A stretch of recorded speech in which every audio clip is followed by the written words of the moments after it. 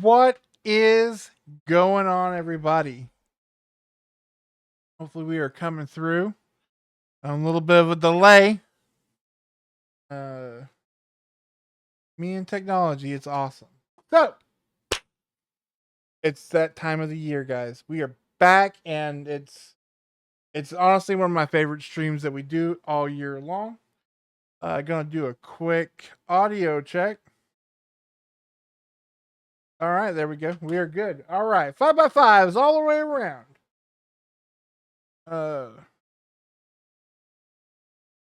It's the best and worst of 2025. It's our February live hangout. Nick and I are finally going to give you the facts. Not our opinions, the facts of what are the best and worst movies of 2025. And we're going to try to keep this bad boy moving along. So we can keep Nick at his peak, feeling a little out of sync. Oh, Ember says to check your audio. Let's do that.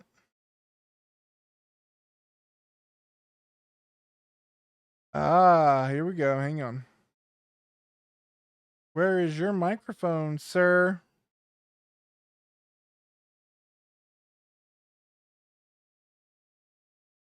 Don't give up on me yet. It's not you, it's on. Thank you for letting me know where his microphone is.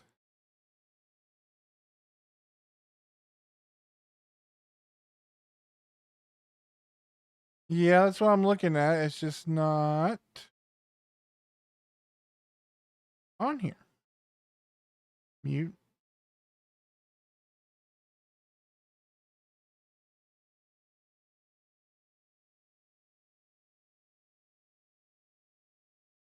Yeah, it's. All right, well, hang on. We're still working through it. Let me see what's going on here. I'm going to desktop audio. We're working on the fly.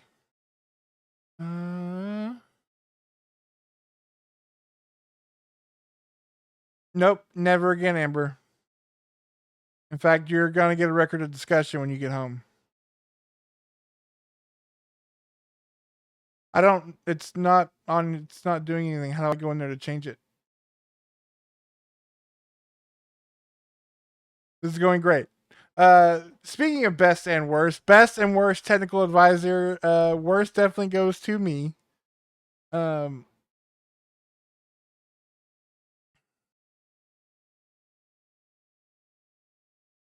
can hear you fine, but I'm hearing you through Discord. It's not coming through the stream. So you and I can talk all day long. I can just tell people exactly, and then when I say something you disagree with, I'm gonna make it sound like you agree with me wholeheartedly.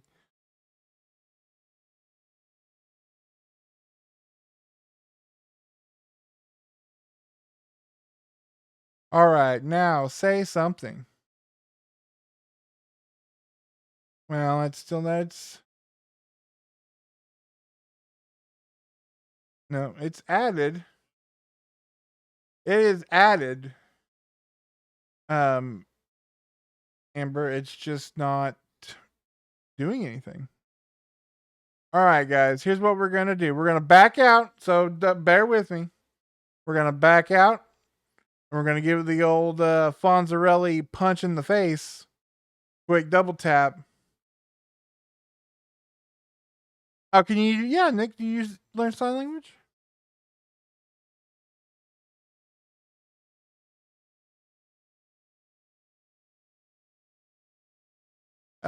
Try that and we'll see if it works. The camera's gonna get real funky, guys, but just give us a second here. Hey. Oh. Now say something. I'm back. Can you hear me now? You've got lines. I think we may be good. Thumbs up in the chat. If you don't mind. Can everybody hear me? Oh, all right, yes. we got a bunch of yay. Well, Yay! I did the old tech Yay! support, turn it off, and turn it back on. So Yep. If 14 minutes late, we are up and running. Hey, everybody. Yes, it's me, the Nick. And holy shit, well, am I sick. I've got the cold from hell, but I'm here. well, now he's not going to agree with everything I say. Boo. Boo. Thumbs down in the chat. Uh, Oh, well. so, Almost, buddy. all right. Well, again, this is our February live hangout. We do this every month. And 9 times out of 10, or guess I should say 11 times out of 12, they run very smoothly. Our super producer is out of town with birthdays and such, so she is not here. So which leaves the primitive man to Zoolander this computer until he can get it working. But we're up and running now, so we are good. And I'll tell you right now, if you and well, don't worry, if you well, you'll watch the playback. It'll be smooth sailing, starting now. Smooth, So, smooth. if you would love to see these, make sure you're here every single month. We do these. Last month we did the Riddick franchise. Next month we'll talk about at the end, so stay tuned for that. But if you're just like once a month, guys, is not good. I need both of you in my lives every single week. Well, I've got good news. Make sure you subscribe, like the channel, and you're going to get reviews every single week. In fact, I recorded my review that goes up tomorrow a couple hours ago, and you are not going to want to miss that. We're talking about Scream 7, and I have thoughts. So you're going to want to buckle in for that one. It's a bit of a long one. And of course, once Nick gets back on gets his sea legs under him, and kind of gets out of this weird dead spot for movies that we're in the theater wise. Of course, he does his post theater clarities, giving you hot takes, fresh out of the theater. And then again, like I said, we do these lives every month, and this month we are finally breaking down our best and worst lists of the year. The best part about these for me is that we don't go over them beforehand. We live 2 time zones away, so we rarely watch movies together. So it really is a fun little see where we are. And there's sometimes we have agreed down to the very placement of a movie, and there are times where we are on wildly different spectrums of the film. So it's a lot of fun. Always a good time. And without further ado, I guess I should go ahead and say, how are you? But we know that I'm sick as hell. I'm on day 5 of a cold, and yeah, it is taking the utter life out of me. And I have been laying around the house since Tuesday, I guess. I don't know. Days, times, they don't really mean anything anymore. I think I'm past the worst of it, but if I am not on my A game tonight, I am sorry. I am trying to power through. But still glad to be here. And also, I want to just say, for all you guys here, and anybody listening now and in the future, these are just our opinions. Jason may frame his as facts, but these are my own terrible, shitty opinions on things, and I will have some on here that people will vehemently disagree on. We like what we like, we hate what we hate, and I am getting old and curmudgeonly, so certain things just annoy me in movies, as you will soon see. But I will give movies their due, and I'll give you my honest opinion, because that's all I know how to do. cold hard facts. That's what we deal in. We're like the news. So I guess Hardline. That's right, buddy. So let's go ahead and again, we don't see everything. So yeah, again, this is kind of our pick. So I do have some dishonorable mentions before we get to our top 10 worst of the year. Did you happen to have any? I got 2 that disappointed me. One was like 80% of a good movie, in my opinion, or maybe even 90%, and that's Begonia, which Man, bold movie, and it did so much so well with some dynamite acting. Um, but I knew it was going to go a weird direction, and it went weirder than I thought it would, and it just wasn't the direction I wanted to go.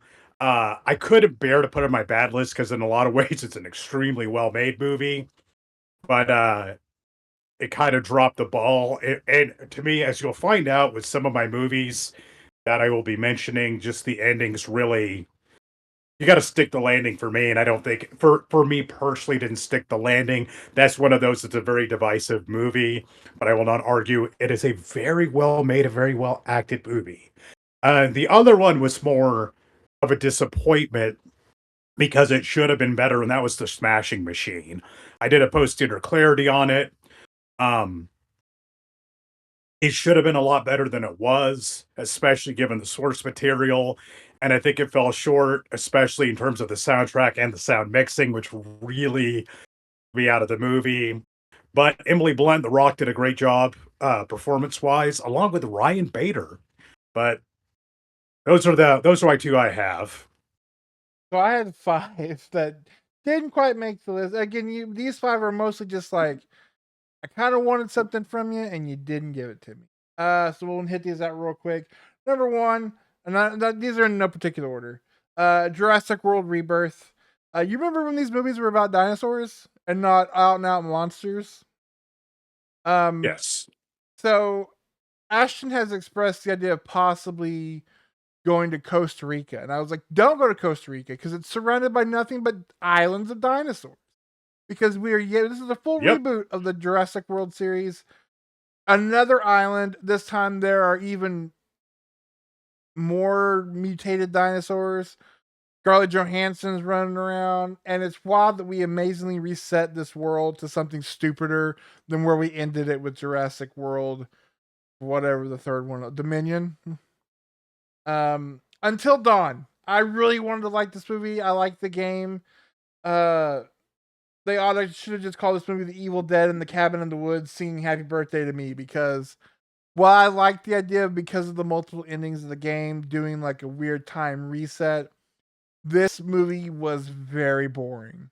And in a game where you have all kinds of craziness going on, and there are some cool, crazy stuff, but few and far between. I did not have a good time in this movie. Love Hurts. Ki Hee Kwan deserves so much better, man. And this ain't it. Uh, this is basically what if we made a romantic comedy, but we just John Wicked it.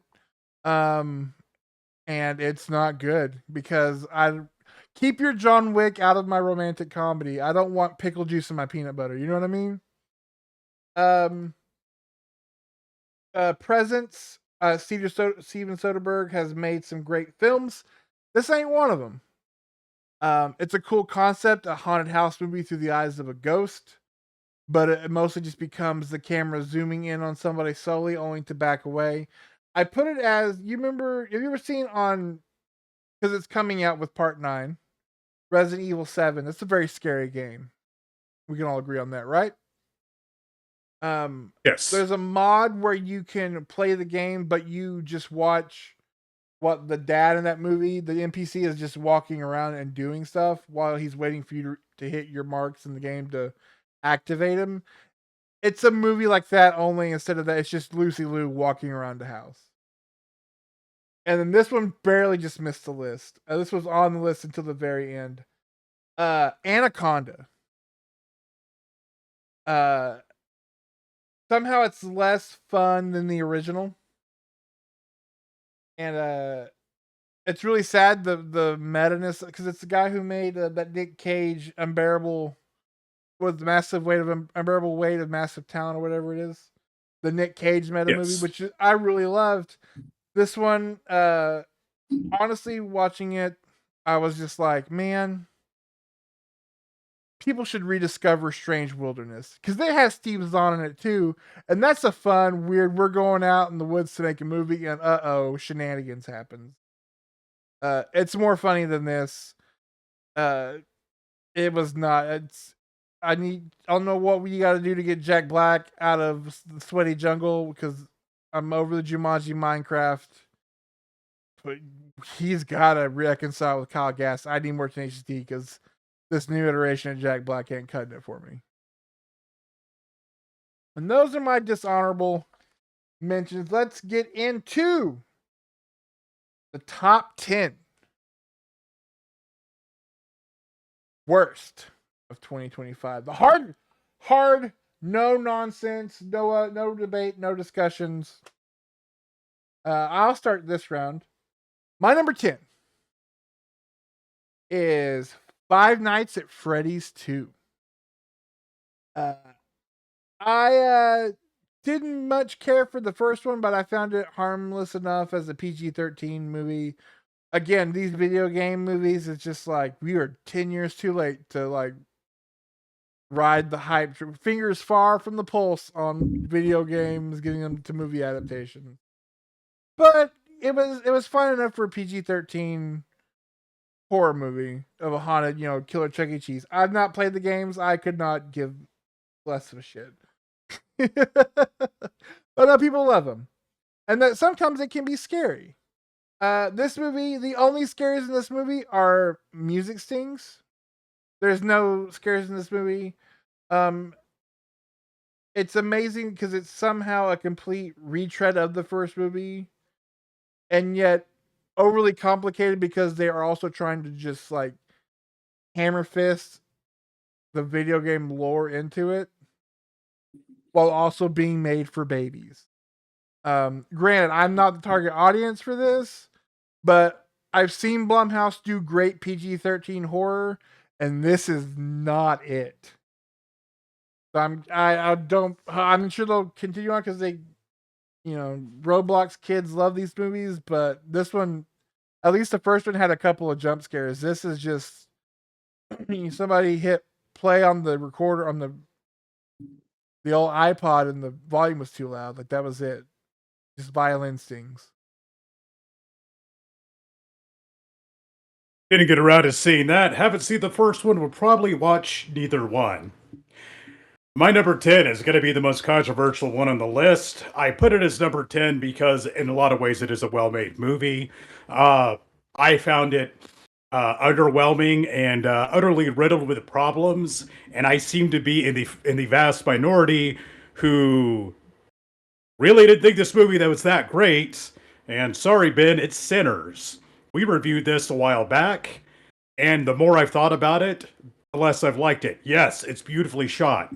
Yes, the soundtrack is great. I don't think the script's good at all, especially some of the dialogue. Haley Steinfeld is terribly miscast in this movie, and she really seems to be going all out to try to be the I'm a big girl now, so let me say sexual things to show you I'm a big girl, and her lines, both her dialogue and her delivery, is just flat. I think the vampire stuff in here is kind of basic and shoehorned in. I just this one, it did not do it for me, and it is like clockwork. Every year I will have one super successful horror movie that comes out and just does not do it for me, and that's this one. I could go on for a while of all the problems I found with this movie, but a lot of people love it. Although I think all the Academy Award nominations, it is, especially like screenplay, I think that's really over the top. If you like this movie, fantastic. I'm glad you enjoyed it. Uh, I just I was underwhelmed, and yeah, I found a lot to not like about it myself. But again, I'm the minority, so there you go. I I Yep, uh I I know, I'll have thoughts on I Sinners know, later. I know. My number 9. Oh man, is Flight Risk. Look, Mel Gibson, despite the sugar tits and the rampant like alcohol and anti-Semitism, has made some great movies. We can all agree. Braveheart. Uh, what was that? Was it Apocalyptico? Apocalypse. Yes, Yeah, not the Apocalypto. not the band from the early 2000s. Um, Lethal Weapon. Yes. Hacksaw Ridge for a more recent one. He's a great filmmaker. This movie sucks hard. If it's not, it's just the idea of being like, hey, we're gonna bring Mark Wahlberg's gonna play a villain for the first time since Fear, and I was like, you have my attention. And then they're like, oh, he's gonna have, that scene with David Spade from Tommy Boy where the fan blows his wig off. That's the big thing about Mark Wahlberg, and it's just him and Topher Grace making very lewd jokes at each other, while the woman in the movie is just like trying. Like you feel like if she was really flying a plane, she would have crashed it into the mountain by now, because like, it's got this weird, like gross humor. Like, oh, I just want to watch Mark Wahlberg, who every time I see him on TikTok is trying to sell me a Bible app, and in this movie he just like keeps making essay jokes. And then Topher Grace is like, I can't believe I'm in this movie. Um, if the characters would stop trying to be funny, there might be some drama. Is how it is. It's not. It's just you go watch it because you always wondered what Mark Wahlberg looked like with the horseshoe haircut. That's all I could remember. I didn't watch this movie. It's all I could remember is Mark Wahlberg with a terrible accent and a bald cap. And it's like, I think that's literally the hook of this movie is look, Mark Wahlberg's bald and they're in an airplane. Um, Another movie I couldn't force myself to watch, which is true of a lot of it's like I didn't watch enough bad movies again this year because I only have so much time in a week, but I should have watched more. That's yeah. You're gonna have to give me more than bald Mark Wahlberg to get my attention. You're also gonna have to give me more than monstrous unicorns. In my number 9, Death of a Unicorn. This one wasn't terrible. It had some interesting ideas. I actually liked the design of the monster unicorn. But I don't know. It was trying to go for some commentary about rich people, and it was kind of tonally all over the place. Paul Rudd, not cast well. Uh, I don't think Jenna Ortega was either. The movie just didn't come together and work, despite the fact Monster Unicorn, really cool looking. That's about all this movie had going for it. One that came out earlier in the year, it just did not come together. Yeah, I remember watching it, and I'm a huge proponent. I love A24, but even watching that, I was just like, A24. I think you all A24'd yourself with this one. They did. It was uh, it was 2A24. It is just it's like what if we had the family from Saltburn only they were trying to get magical unicorn dust, and it's like down to the fact that there's literally a dude from that was in Saltburn playing a similar kind of character in the movie. yeah, Yeah, didn't work. yeah. It's kind of like, so. Like, I like the menu. I think the menu does what it's doing very well. But the one that everybody loved, the Triangle of Sadness, felt like this. We're just like, okay, we're too calm. You gotta focus. I need you to focus. Okay, my number 8. Look, I get it. I get it. Old people are scary, but we don't need to make a movie about it. My number 8 is The Home. Um, it feels like someone plagiarized A Cure for Wellness and Get Out without having watched either one of them. And it's just, and I don't hate Pete Davidson. The guy, I mean, the King of Staten Island's a good movie. The fact that the guy's had 2 movies written about his life, and then he's like somehow like God's gift to like hot actresses from my teenage years. But Mike, it's just ew. Old people are gross, and there's Pete Davidson. Like, that's the movie, and then like, oh, it's the ending of a Cure for Wellness and Get Out at the end. We're experimenting on old people because they're old and they're in a home. And the douchebag boyfriend from Rookie of the Year is here, so I was like, hey, that guy's still doing it. Good for him. I know there's been various attempts to do the man, old people are scary, huh? In horror movies, and I can't recall one that works. Uh, didn't see it, never will.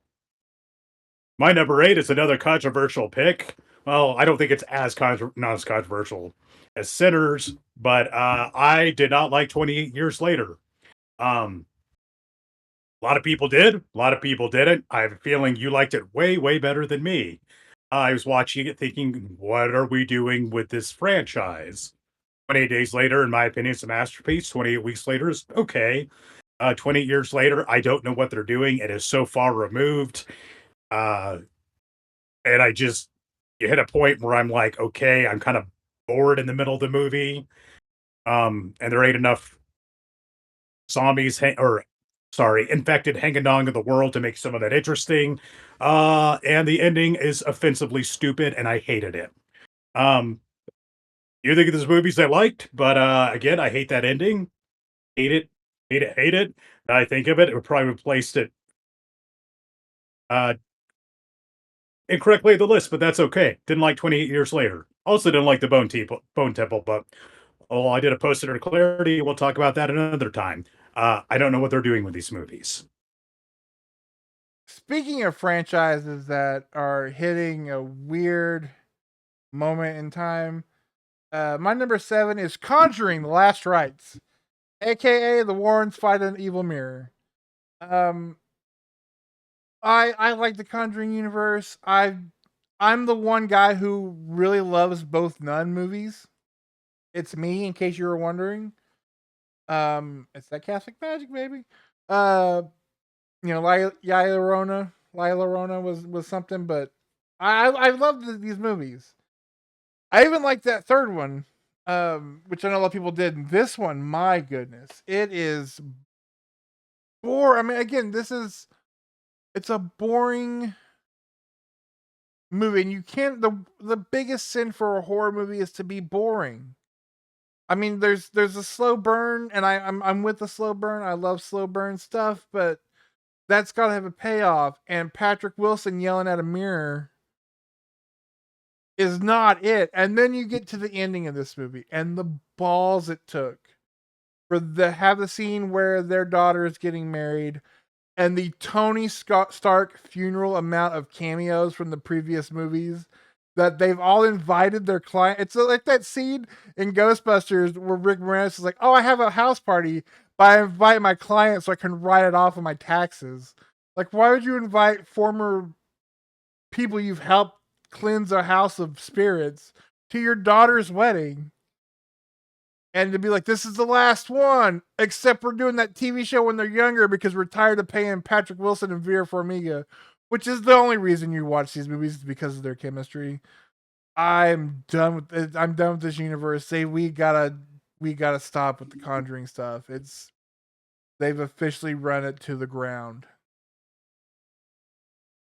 The last Conjuring movie I've seen was Annabelle, if that tells you anything.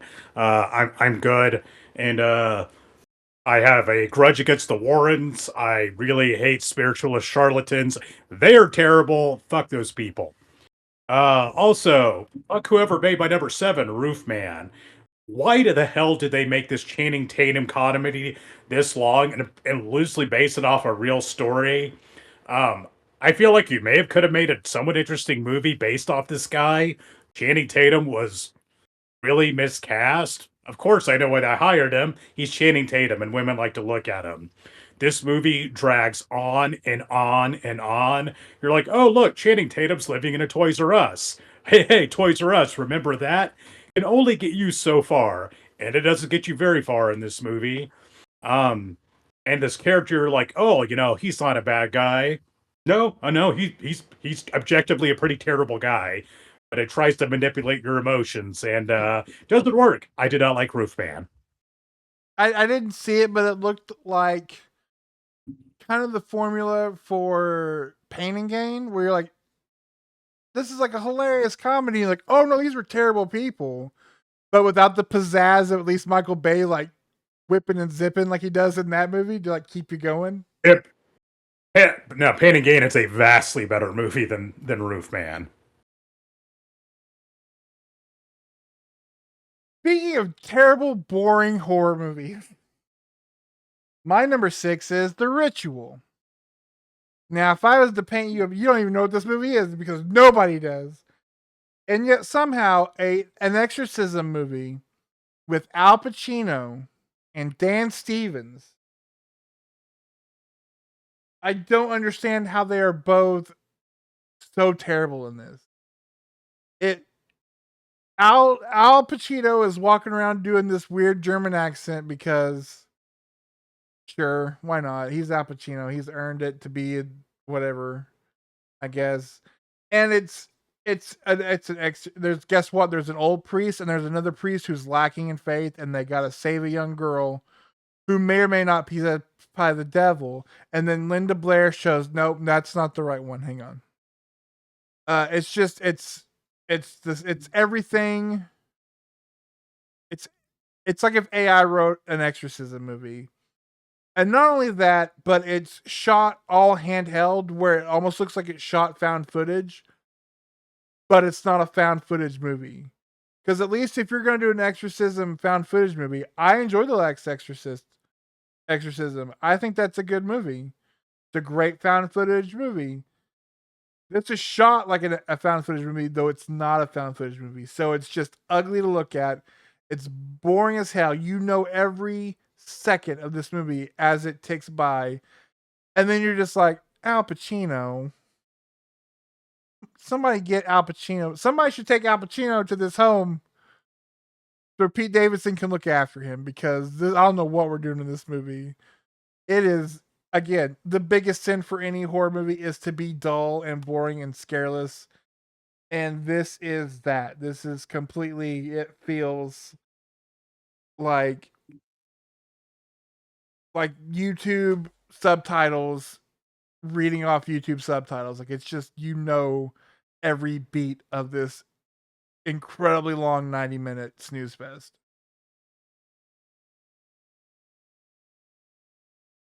Oh, sorry. I had to look this up because I had to try to remember in reference to Roof Man. That movie was 2 hours and 6 minutes long, which is No. ludicrously way too long for almost any comedy ever. Way too long for Roof Man. And it shows. Anywho, my number 6 is from Ethan Cohen, which I had high hopes for. It is Honey Don't. Started watching it, didn't like it, then had to go back and watch more of it just so I could get a good feel for it. And I like Margaret Qualley. I like her a lot. Love Chris Evans. He was a great Captain America. Love Ethan Cohen. Hey, what have the Cohen brothers? This doesn't work. It's, usually there's likable or interesting, quirky characters that the Coens are able to write. They are completely missing here. None of these characters are likable or interesting. It just, it feels like a Coen Brothers movie ripoff, not something actually done by a Coen brother. I was pretty appalled at how much I didn't like it, and it just, man, it with the talent involved, it should have worked. It did not. I hope we get better from him in the future. Yeah, both him and Joel Cohen have both kind of stepped out and done their own thing, and I'm like, maybe we don't do that. Maybe we just work together because Yeah, get back together. They're yeah. brilliant. They made some movies I just adore, and man, was I let down by Honey Don't. All right, my number 5 is him. Now I said it before in the review I did for it. I'll say it again. This is a football version of Hey, Mom, I want Jordan Peele. Now we've got Jordan Peele at home. Uh, Honestly, it's a kind of an interesting idea about what would you sacrifice? What would you be willing to sell? Could you sell your soul to be the greatest football player? Uh, and instead, it's just like, hey, man, football is tough, and hey, from the get go, it's what's going on. You get it. It's the movie Faust, the old like the original Faust silent film is less hammer on the head of what this movie is being like. You get it? Hey, do you get it? And then it gets to this wild, insane ending. I feel bad for Marlon Wayans because he's trying to do something in this movie, But even he at the end just kind of disappear. Like he disappears for huge stretches of it, and then you get this weird ending, like on a football field, and there's like goat people. Tim Heidecker's there, which is weirder than the goat people, and it was not good. I remember watching it and just again being like, I remember when me and Nick talked about Jordan Peele, and we all laid out what we liked and what we really didn't like, and it's like somebody watched that review and was just like, take all the stuff they said they didn't like and let's make a movie. Like, let's just do that. It is not good, and I know a lot of people liked it, but it's definitely a I have Timu Jordan Peele movie. I have heard very little positive feedback on it. I'm not a football fan anyway, so nothing about this movie looked appealing to me. And another one, I just couldn't will myself to watch it. Um, yeah. And on that note, since I'm not watching it for this episode, I will probably never watch it. I also recommend never watching my number five, which is Together, a kind of body horror movie directed by Michael Shanks, starring the real life couple of Dave Franco and Allison Brie. And I found it amazing that Dave Franco and Allison Brie, despite marrying a married couple, have virtually no on screen chemistry. Like none. Like it doesn't work. I don't buy them as a couple. I don't buy them as two people generally existing in the same spot. I know. I know they're playing a couple who's going through a tough patch. I don't buy it. So much of the movie is just them and that one guy from Justified. It just and it really hinges on them and their performance, and it doesn't work. And then the more that gets revealed, you're like, oh, that's what's going on. And then at the end, you're like, oh, fuck you, really? It's just it's I oh, my wife and I went to go see it. We're both like, what? That's it. It's just it's impressive of how much it misfired. Um, Even though it's like the ad campaign, the trailer looked interesting. Did not come together. And again, I really like Dave Franco, and I really like Allison Brie. Loved her in like Chloe. I think she's great. I I don't know what the deal was here. It's just their performances were so off base. It was it took me out of the movie entirely. Yeah.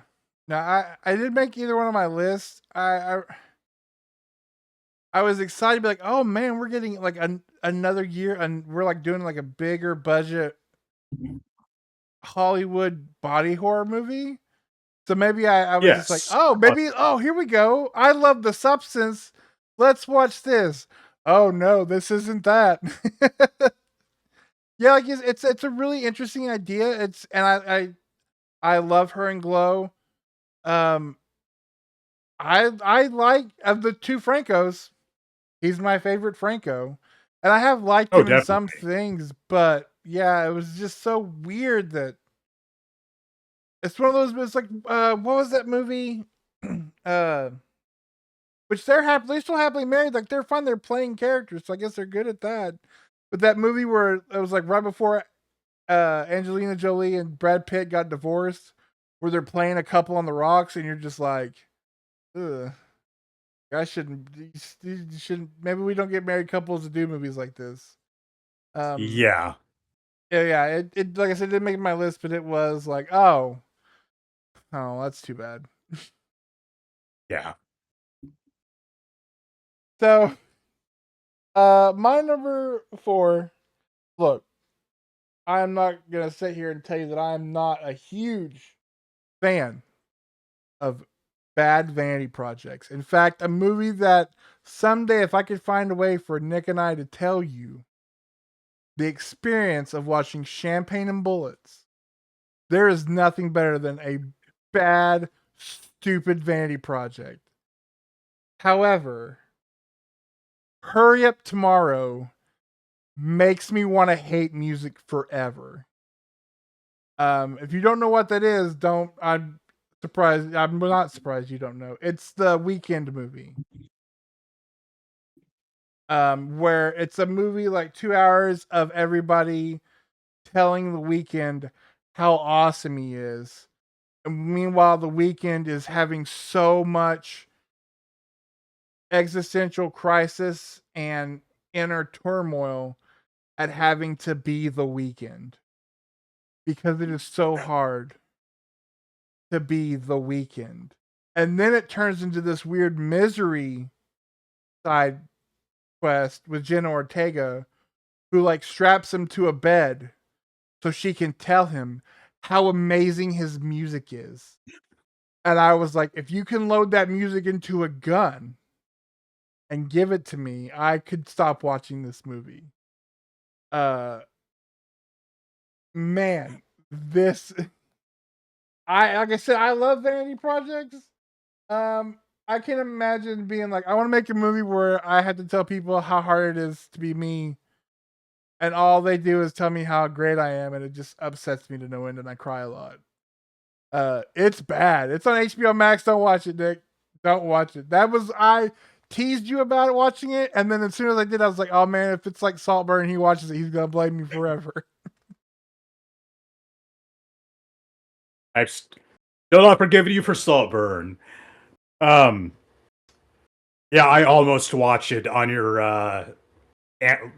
anti recommendation for it, and I watched the trailer. I was like, "Oh, this looks like a giant pile of bullshit." Kind of like the remake of War of the Roses by Number 4 called The Roses. I didn't realize this. I didn't plan for this, but I put two movies back to back where the leads have no chemistry and aren't believable as a couple. And this one, you got Benedict Cumberbatch and Olivia Colman, both pretty talented people, as this couple who the successful couple who their life gets on the rocks, and you kind of see their personal life and marriage falling apart until going into all out war. uh both these people are terrible and boring and hateable, and their friends are annoying, and this movie's annoying. Now, I remember watching War of the Roses, which had Michael Douglas and, for the life of me, I can't remember Kathleen her Turner. name, Kathleen Turner, and man, what a dynamite movie. I believe that was directed by Danny DeVito. Excellent movie, based off of a very successful and apparently great novel. The Roses managed to capture none of that magic. And again, I'm looking at it that I should have ranked it worse on my list than I did. It doesn't work. These two leads didn't work at all for this movie. And it wasn't well written, and attempts to try to modernize it just didn't work. They really should have left this alone. The old one is a damn fine movie, and this is a really terrible movie. Or again, people just devoid of any kind of chemistry. I have not seen it. I've seen War of the Roses, but I was just like, no, I'm okay. No, don't. So I think it's funny that while being very different, uh, I'm never gonna leave you behind. And so number 3 is my big budget, big movie, darling kind of that most people seem to really enjoy that I hated. My number 3 is The Running Man. I I love the Schwarzenegger one. I know it's cheesy. Look, my two favorite Bachman books, King Bachman books, were made into movies this year. One we'll talk about later. This one, The Running Man, is my second favorite. And for years, almost decades at this point, because I'm pretty sure we used to read about all the plans for it on upcominghorrormovies.com, which is a long dead URL. Speaking of which, if you go there now, they're probably still going to tell you about that Max Landis American Werewolf in London remake. I'm sure that's happening any day now. I wanted this movie because I love that book. I would love the tone of it, man. And I like Glenn Powell.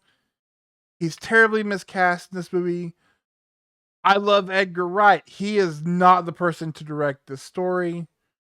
This movie spends 3/4 of it being a goofy, like Baby Driver esque action, kind of actiony adventure comedy.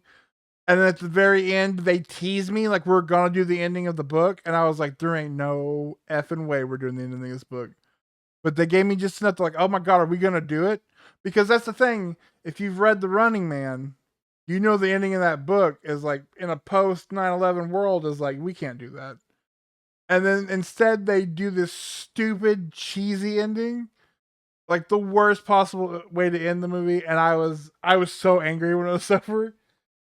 Um, it's just silly action. Again, at least the Arnold one is silly because it's Arnold in a jumpsuit fighting a giant uh uh fat guy in a little car who shoots like force magic out of his fingers while singing opera. And Jesse Ventura's running around in an amazing piece, and Richard Dawson's there. This one, it's Josh Brolin in like really bad veneers, and Glenn Powell horribly miscast as Ben Richards.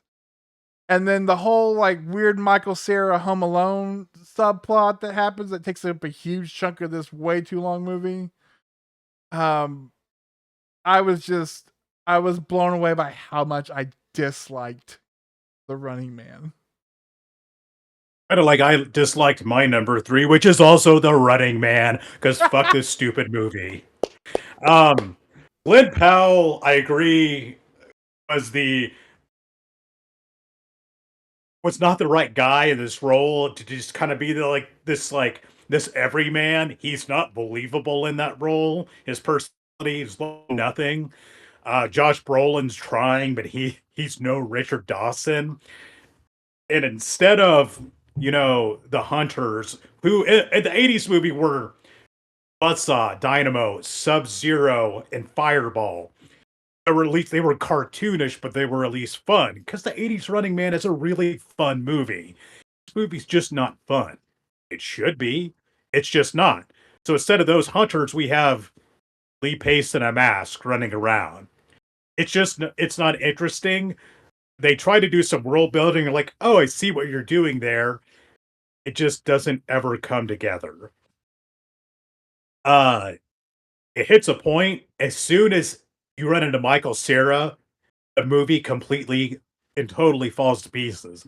Wasn't going great before that, but when you hit the point with Michael Cera, you're like, "What are we doing?" And then the movie takes forever to wrap up. And then the ending is so abrupt, it is jarring. They had no idea how to end this movie.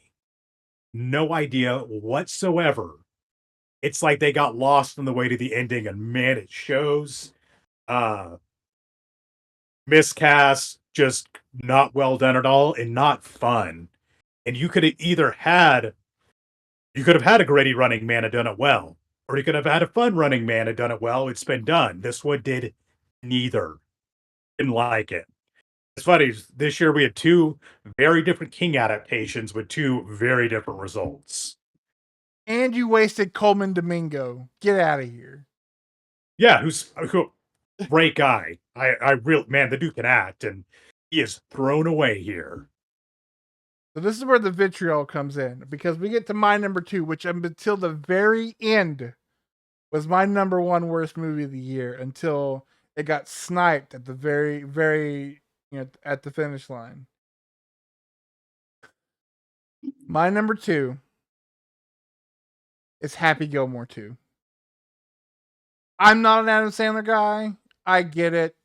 However, the one movie that of Adam Sandler, I know people love Billy Madison, the early stuff, The Water Boy, all that, whatever, The Wedding Singer.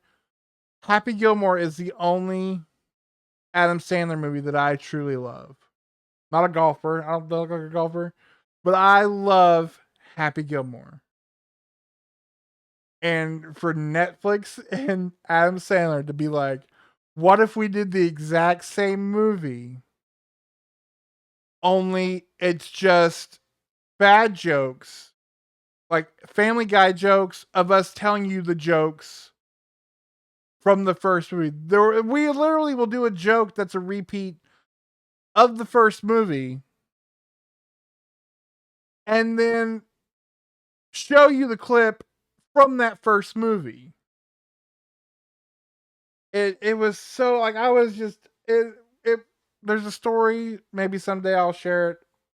Uh, it also didn't help at the time that I was watching it. We were having a lot of family stuff going on, and so to be in a room full of extended family members, everybody kind of having a very serious and somber tone, and for somebody to be like, "Let's watch Happy Gilmore too," and to just sit there and watch this movie and be like, "You know what? No, this is worse than what's going on." I will say I wrote down here this movie. Uh, it ruins every aspect of what made the first one great, and is a bigger piece of shit than Shooter would have eaten for breakfast. I'm with you. I love Happy Gilmore. It's my personal favorite Adam Sandler movie. There's several Adam Sandler movies from back in the day. I do like somebody's mentioned in the comments, Little Nicky. I got a soft spot for that one too. I didn't watch Happy Gilmore 2. It dropped and all the reviews came out, and I just couldn't bring myself to watch it. And at this point, I'm not sure I ever will. And that's disappointing. I actually think you could have made a decent Happy Gilmore sequel. You really could have. And it sucks they dropped the ball that hard. Speaking of dropping the ball, I've noticed a theme the last couple of years of people making movies about grief. Let's make movies about expressions of grief, grief, grief, grief, and grief. Don't get me wrong. I believe there's one on my top 10 list that is also about grief, but it's getting a little over the top. And maybe we can do something else because you turn up with movies like the Woman in the Yard, which are just boring as hell and tedious, and the payoff just isn't there. This movie just it's not interesting, and it's like, oh, there's a lady in a dress sitting in her yard, and occasionally she gets closer, and oh man, we're dealing with grief and depression and all the I get it, and I get what they're trying to do, but damn, they just made it dull as dishwater. It's just not interesting, no payoff, nothing. This is just a big old nothing burger of a movie that tries to be. I don't like movies that make you feel things are great. Movies that just try to manipulate your emotions. I just can't do. And this one felt manipulative and boring. So, oh, thank you for joining us, Grimes. We'll see you next time. I just, it didn't do it. This movie didn't work. It it it was it was a contender until literally till like last week when I finally watched The Running Man, and it just like knocked everything back. But yeah, no, again, it's just man, there's again, if you're making a horror movie, you cannot be boring, and scareless, and that's as much as I hated Happy Gilmore 2, and I feel it's heartless and shameless, money grabbing plug of a dump of a movie. Um, Somehow there was a movie that did all that even worse. My number one worst movie of the year. Will you calm down, Cat? Is War of the Worlds. Uh Starring Ice Cube. I'm gonna get this out of the way right now. This is also my number one. What um else could it be this year? no. What else could War of the Worlds be? This is one I was like, okay, I need to watch it to see if it's as bad as I thought. I popped it on this morning and I'm like, oh, it's worse than I thought. Yeah, Amazon, I get it. You're Amazon, but the fact that you're like, you know what saves the day, Amazon, and the fact I was like, this movie sucks. Is it my number one? I don't know. It really sucks though. But then to find out, like, they took when you see the aliens attacking Earth, they took real footage from disasters and like war torn countries, and just like point and clicked, put their stupid alien things in it, I was like, Shitty CGI. this movie can go fuck itself sideways.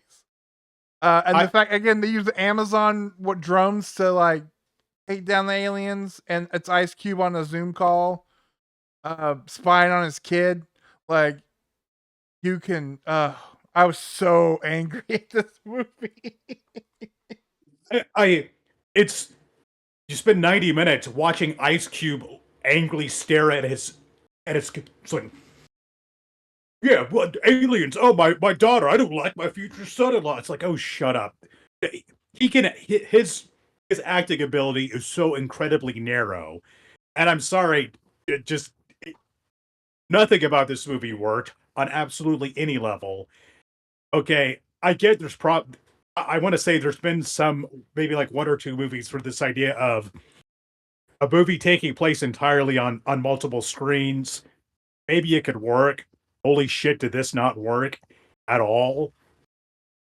And I love War of the Worlds. I read the novel when I was a kid. The 1950s version is excellent. One of the best pieces of apocalyptic sci-fi of that era, and it still holds up. I even really like the Tom Cruise War of the Worlds.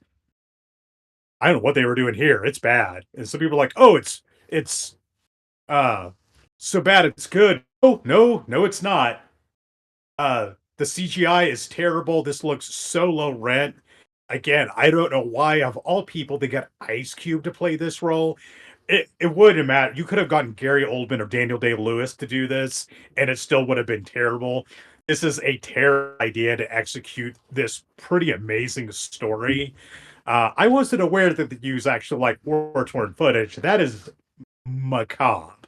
Uh, there's some soulless assholes up at Amazon, and the fact that they put this movie out is I would have not I would have announced it. I would have just slowly dumped it on there, or preferably not put it on there at all. The fact It that it was this, it was bad. no, go ahead. Finish, yeah. Go ahead. I was just gonna say that again. I come to anytime we get a movie like this, I'm like the fact that this was out and we'll never see that Batgirl movie is just it blows my mind. There's no way that Batgirl movie is worse than War of the Worlds and Madam Web. There's no way. I don't believe it for a second. So give us the Batgirl movie already. I just out of morbid curiosity. But no, I can't under any circumstances recommend War of the Worlds. Low hanging fruit. I know it made a lot of people's worst of list. I had to see it to verify it, and it very. I I mean, for me, it's number one by a landslide. Woman in the Yard is a masterpiece compared to War of the Worlds. What a heinous piece of garbage. Yeah, like I said, the entire year I was like, well, it's Happy Gilmore too. There's no way anything could possibly beat it. And then I clicked play and was like, I stand corrected. Well, those are the worst. And for me, a lot of these movies, I didn't hate. I was pretty underwhelmed with. Some of them I did hate. Uh, some of them I just didn't care for. Didn't go the direction I wanted them to, and some I just thought were overrated. But not War of the Worlds. War of the Worlds, I hated. I hated. Yeah, It's a hateable I'd say movie. the top my top five is pretty well like these were bad. The Yeah, 10 through 6, I was like, these weren't for me. Like it wasn't. Although I just want to address, so Ben, I agree. However, Host, which his second movie Dash Cam is terrible, but Host and the first Unfriended is terrible, but the Dark Web one is kind of fun. But I would say Host, and there's one that's the Dark Web, Unfriended the Dark Web, but was done way earlier and way better that we watched the Texas Frightmare called The Den. That is a really good through the eyes of your computer camera movie. But don't watch War of the Worlds. It's terrible. I gotta step away for a second. I'll be right back. We can continue this party.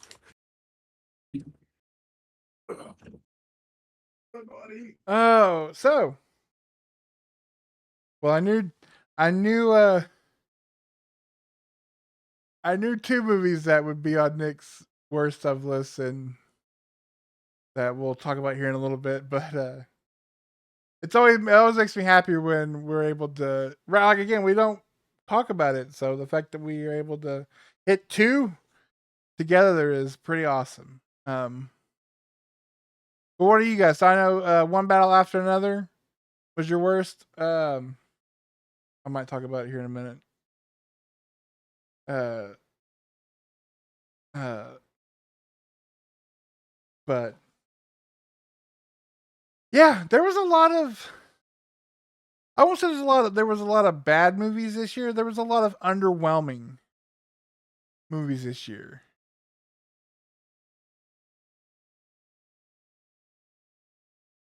But there were also a lot of good ones, and that's why we're going to get into next. So,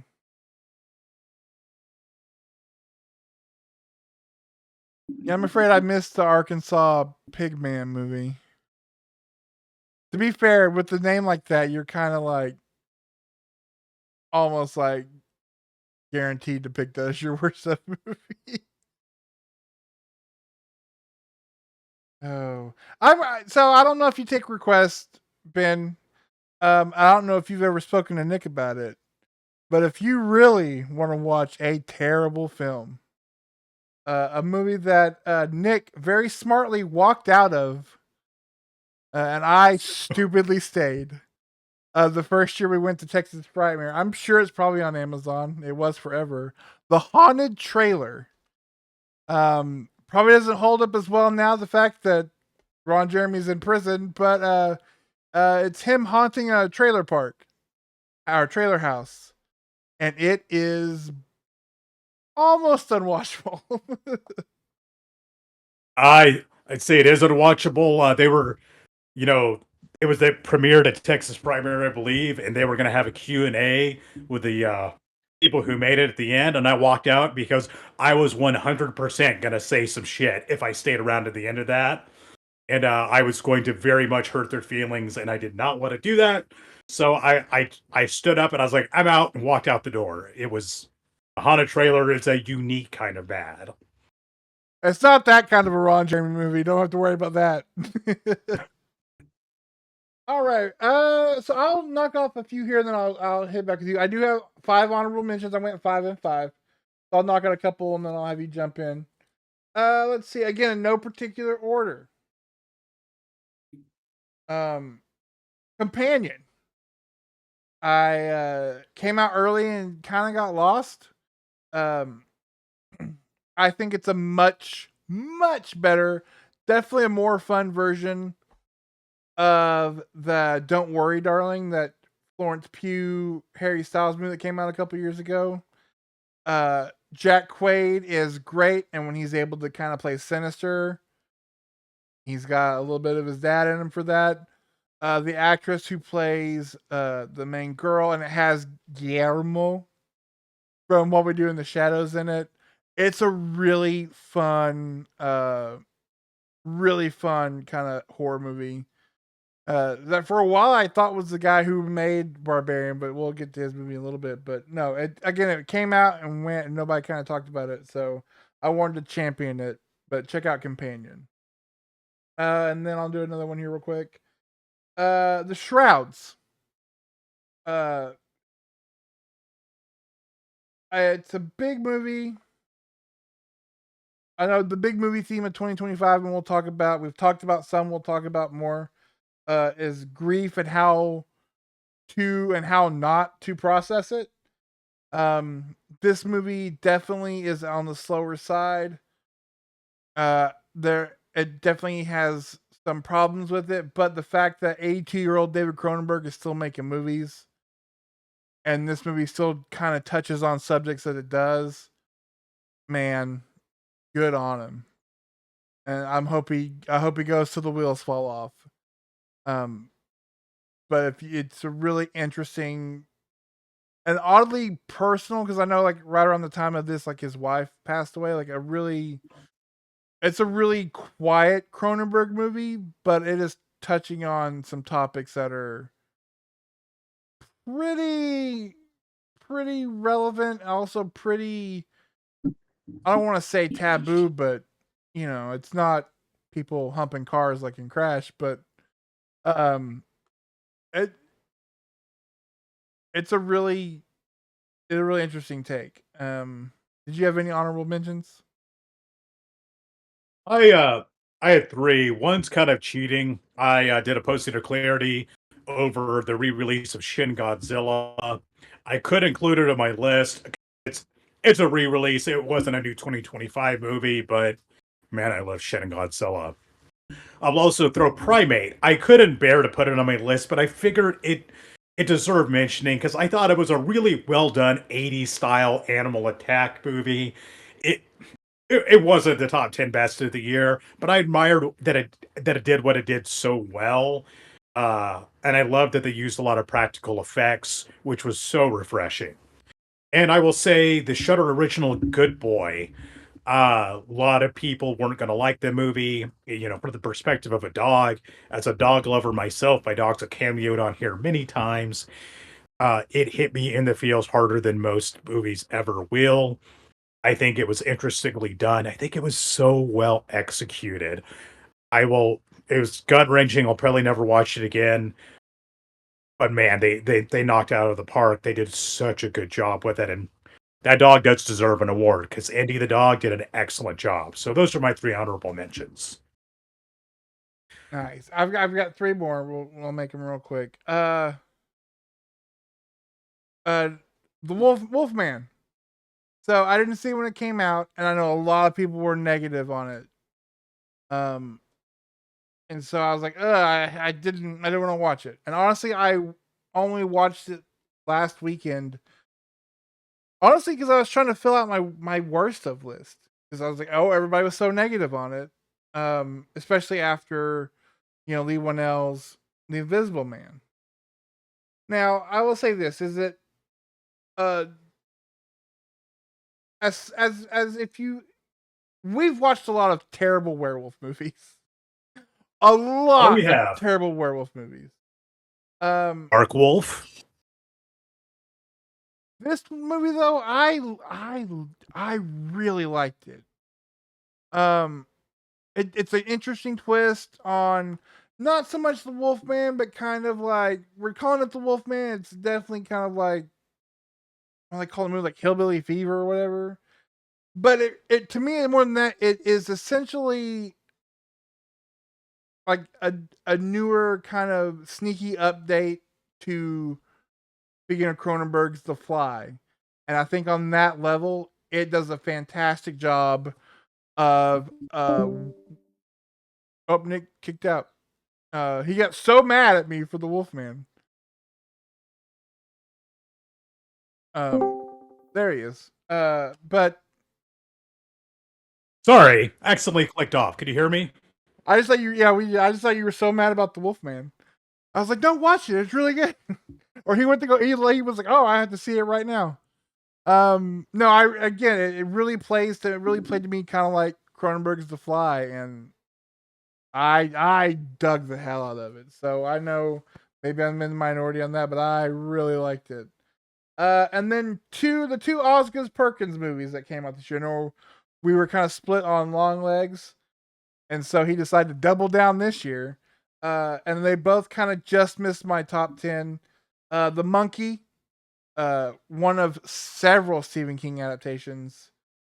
Uh, I think this is the perfect follow up for Long Legs because Long Legs is so serious and so dark, both in like tone and subject matter.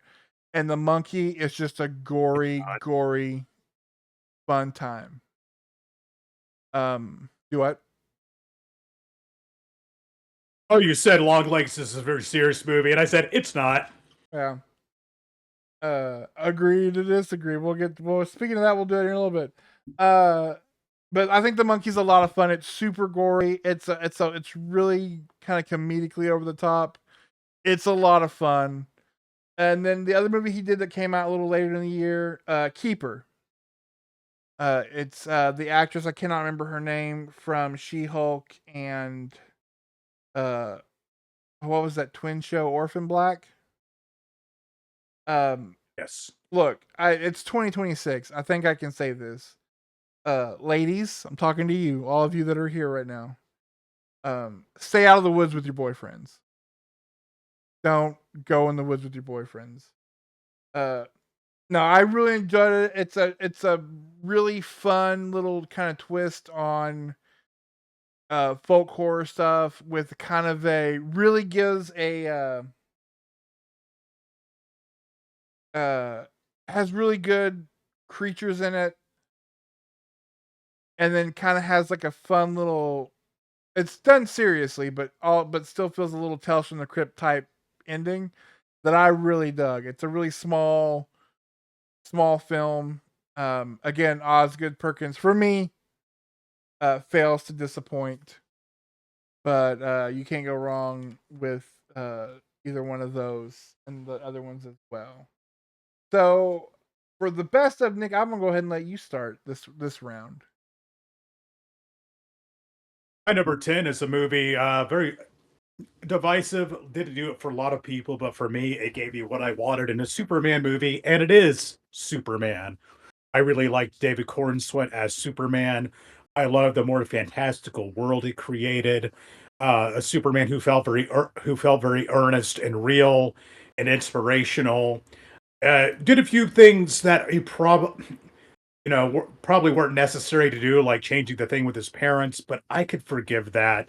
I love that we got to see some great characters like Mr. Terrific and Guy Gardner Green Lantern and Hawk Girl. Uh, and Nicholas Hoult, I thought, did a damn good job as Lex Luthor. Overall, I really enjoyed Superman, and I thought it was a really fun movie, especially as a really fun popcorn movie. All right, my number 10. The fun thing is, though, while we are on different lists, we are a little closer than you would have expected. My number 10 is 28 Years Later. Um, I I will say this for the biggest detriment to this movie is the fact that it's called 28 blank later. Because I think if you look at this outside of that franchise, um, to me it just hit in some way. I think it's a beautiful look at about loss and grief and like this childhood dealing with a sick parent in the midst of this stuff. I love the Ray Fiennes, the Bone Temple stuff. I will say this also. That ending, it helps out. So if you want to find a way to enjoy 28 years later the way I did, is you have to watch like a multi-episode documentary about whatever the dude Jimmy whatever who those Jimmy outfit Jimmy Savile. yeah who the mosh that those are based off of. Because having watched that documentary and then watched 28 years later, I was like, oh, I totally see what we're doing here in America. Out of context, is like what is happening. But again, I think the biggest problem for 28 years later, and having still not seen it but want to, the Bone Temple, is the fact that it is unfortunately being touted as sequels to 28 Days Later. I think if you take those out of just make those movies without having to tie it to that franchise, I think you would get a much different um look from people for it. Um, yeah, I understand they're doing Jimmy Savile, but coming into doing Power Rangers ninja moves at the end of the movie was a terrible, terrible idea, I would argue objectively. Uh, the next two on my list are going to be ones that I will not argue are technically speaking the best movies of the years. But damn it, if I didn't love it. And my number 9 is Deathstalker. We got in 2025, we got a remake of the sword and sorcery movie from the 80s, Deathstalker, done by the people who made Psycho Gorman. And man, I am here for it. It's ridiculous. It's goofy. It's over the top. But man, is it so fun. And you have the update of the original theme done by Slash is an absolute banger. I do not know the name of the guy who plays Deathstalker, but he is a lot of fun. And the practical effects are awesome. And this feels like such a great '80s throwback, and I had an absolute blast with it. Banging soundtrack, awesome, ridiculous action, good old just hustly dude out fighting monsters in the wilderness on a quest to save the world. Yes, awesome. Love Death Stalker. It didn't make my list, but yeah, no, I was so happy because when it was announced and I saw the first trailer, I was like, this can go one of two ways. It can go thankfully the way it did, or it can go the way of Samurai Cop 2. And I'm so thankful that it went the way it did because it is. And I love the Death Stalker movies. I love Death Stalker 2. We talked about it when we did Corman. This movie was a lot of fun. I really enjoyed it. Speaking of Lex Express, my number 9 is Superman. If you want all of my thoughts and feelings on Superman, go back and watch the live we did. We gotta go back there. It's back there on the playlist. Um, I rewatched it to show it to Amber. The rewatchability of it is great. I still think it's my number 2 Superman movie. You know, we talked when we did that live. I said, well, maybe over time, maybe a few watches, it'll kind of ease its way past Man of Steel for me. It's still number 2, but the rewatchability of it is fantastic, and it's still a fun movie, man, and it still uh hits all the right notes I need for Superman. That it did, my friend. Well, other 80s remake coming your way that I've turned out better than I was expecting, and that's 2025's. Well, technically it was made 2023, but released in 2025, so I'm counting it the Toxic Avenger, starring Peter Dinklage. Casting Peter Dinklage as Toxie was a bold and interesting move, and one that worked, and I love it. I love like a lot of the creature design. I love creepy ass Elijah Wood. It's just looking dastardly the whole movie. It's fun, it's ridiculous, it's gory, it's heartfelt in spots. One thing I was kind of surprised was how toned down it felt compared to the original, which the original is one of those movies you watch where, damn, it is it is a it really goes hard. And you know, here we are almost 40 years later, and they still had to tone it down for the original. I had a blast with it. It turned out better than I was expecting. Love the Toxic Avenger. I haven't got the round. I haven't pulled the trigger yet. I want to, but I'm sure I'll enjoy it. But that because we watched the Toxic Avenger all together for the very first time as a group, and that viewing was just that was just our introduction to trauma, and it was man, that was special. So I haven't pulled the trigger yet, but I know I need to. All right, so my number 8, and we'll wrap up all of the hopefully the dissent in the chat. See that Tommy, I'm assuming you Superman would have been toward the bottom of your worst of list, top of your worst of list. Um, let's go ahead. Let's just talk about the elephant in the room. My number 8 is Sinners. So, everything that Nick has said about the plot threads, the fact that you don't need the vampires, you could totally just do like the clan stuff, and it would totally take out the overcomplication of it. Um, I agree 100%. Rewatching it because I was like, I'm gonna rewatch it just to see, and I think rewatching it, and I think this is my reason why I think most people are hanging on to it. Again, and the amount of awards is staggering. It really shouldn't be at all. However, the fact that that Suicide Squad has an Oscar, uh, anybody could get one now. But the Flash has an Oscar, so let's Um, to me, what works in this movie is is the setting up of the characters. Not all of them, but definitely the brothers. the group that we're building, the way that they interact with each other. I think this is an acting movie. That's why it's getting the acting praise it is. Delroy Lindo, um, who I think this is probably one of his best since The Five Bloods, which is a criminally underseen Netflix movie that Spike Lee did with him in it.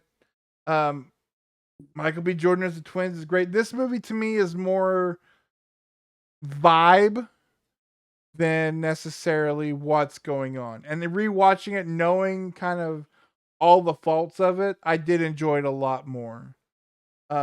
Is it the greatest movie ever made? No. I don't think it. I think it's gonna get all these nominations, and then I think there's a good chance it's gonna come up goose egg on Oscar night.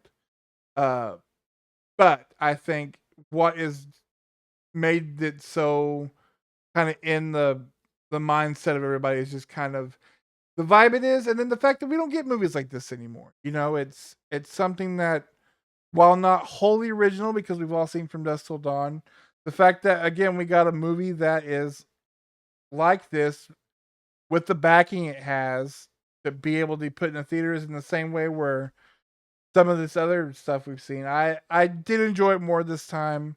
Again, nowhere near my top favorites of the year, but definitely the rewatch changed my mind on it. Talking about acting, what do you think of Haley Steinfeld's acting? Well, the good news is her husband is pretty good at football. Yeah, I that's it. It was so glaring to me in the movie. Um, Again, I will say it is. This is not like a terrible movie, but you're saying that it's style over substance, kind of like The Hunger from the 1980s. I just don't think there's much meat on the bones here. Cool to look at, some cool music. There's so little substance underneath this movie, but I figured this would be the one, and I said it was the only one that would make me want to fight you if it came up in your top 10. And you're lucky I'm sick and 2,200 miles away because, oh well. Again, I'm in the I minority here. I will Centers. say, I will say, I love The Hunger. So I'm on. At least I'm consistent. Yeah, there is. If you like Bathhouse and some hot girl on girl action and David Bowie, cool, The Hunger. But man, they're just there's just it is a MTV music video of a movie. There's just nothing there.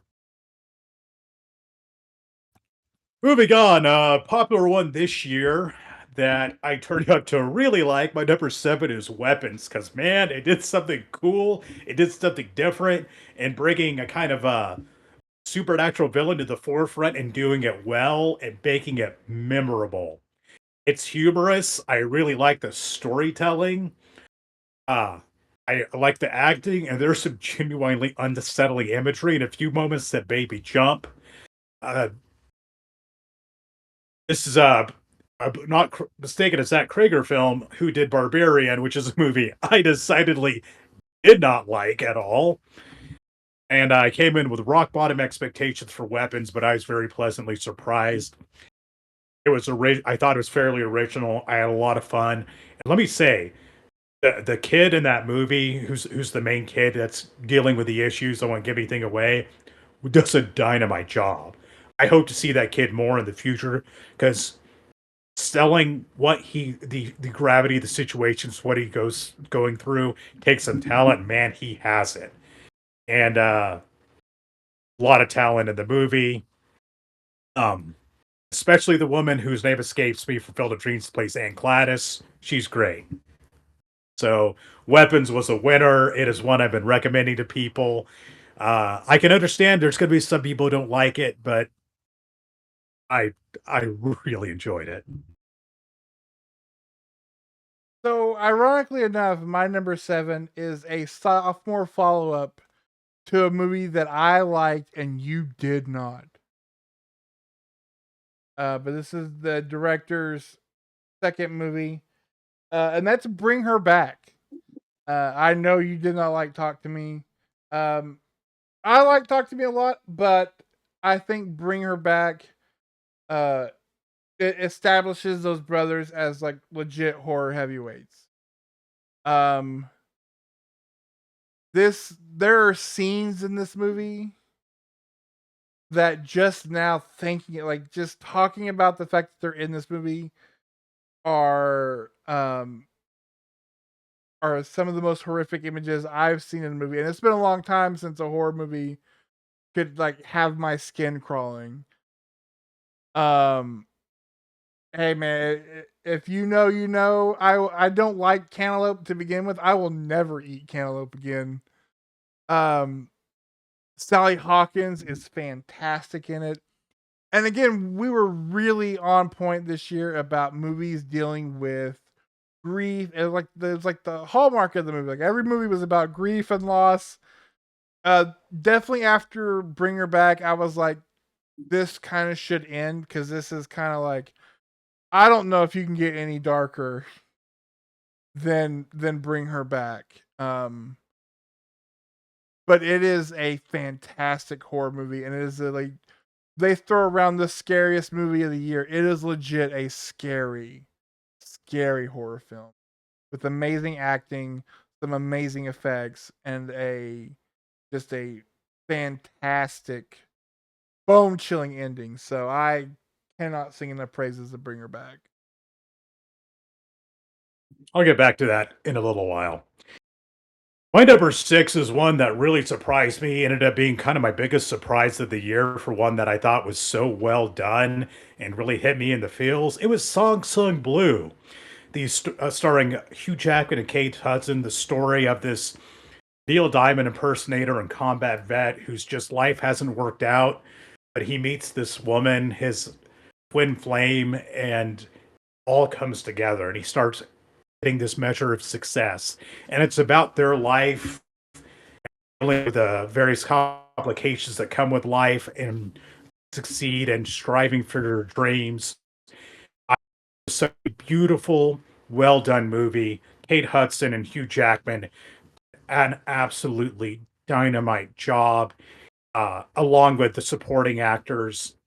It is such a beautiful, heartfelt movie. There's a point in the movie I was so invested in the characters. Something happens to one of the characters, and I audibly yelled out no in the movie theater because I saw what was about to happen.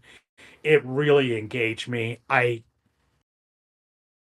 Nothing about this movie screamed to me that it was going to be my kind of movie. Man, it was, and I really recommend people giving it a shot. I did not see it, but this is the second time. Like your reviews of it have just been like you should sit down and watch this movie. Uh, You absolutely should. my number six is Weapons. Uh, again, touching on the theme of the year, which in retrospect kind of fits. And yet to do so wholly original, totally avoids the heaviness of all these other movies that are dealing with grief and loss. Uh, with great humor. I love the storytelling aspect of it. When it gets weird, it gets weird, but it doesn't get stupid. When Aunt Gladys shows up and you're just like, what is happening? And I'll tell you the ending of that movie, I have never been more like aghast of like, oh my god. Because it's so brutal and yet so funny. Um I cannot tell you how much I loved Weapons. It is so good.